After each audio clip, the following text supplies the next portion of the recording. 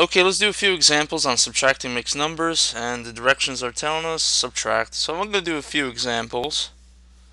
Let's say we have 7 and 1/3 minus 1 and 2/3. As you can see, we have the same denominators, but we cannot subtract 1 from 2. So we have to borrow from 7 1. So that would give us 6 and 3/3 plus 1/3, which would give us, as you can see, we have the same denominator, so we keep the same denominator. We keep the same whole number 6, so we carry over that 6, and then we add 3 plus 1 is 4. So now we have a new mixed number. So now it's 6 and 4/3, and then we carry over the 1/2/3, and now we could subtract. Now 6 minus 1 is 5. We keep the same denominators because they're 3. 4 minus 2 is 2. So our final answer would be 5 and 2/3. Now there's another way of doing this. We have 7 1/3, right? And 1 and 2/3. There's another way of doing this. We can convert this mixed number to a fraction. 7 times 3 is 21, plus the 1 is 22, so we have 22/3. And then we can convert this mixed number to a fraction. 3 times 1 is 3, plus the 2 is 5, so we have 5/3. And we will subtract. 22 minus 5 is, that would give us 17. And we keep the denominator as 3. And like I said, this bar is telling us to divide, so I'm going to check the answer to see if it matches with this mixed number right here, 5 and 2/3. So I'm going to divide. 17 divided by 3, so I'm going to divide.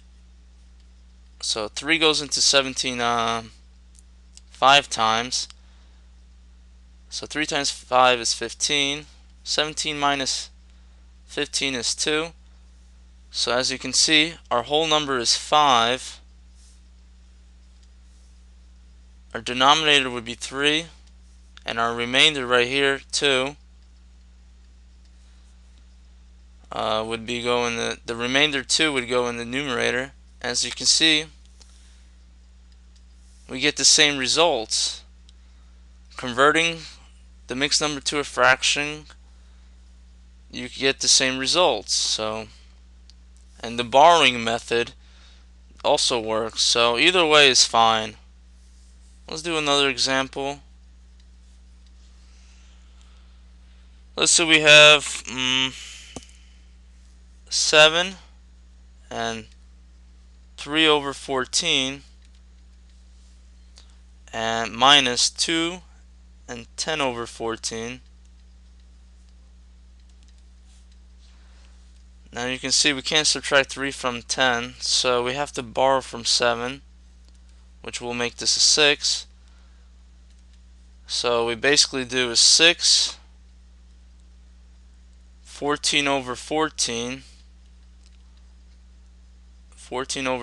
plus the 3/14, which would give us 6 and 17/14,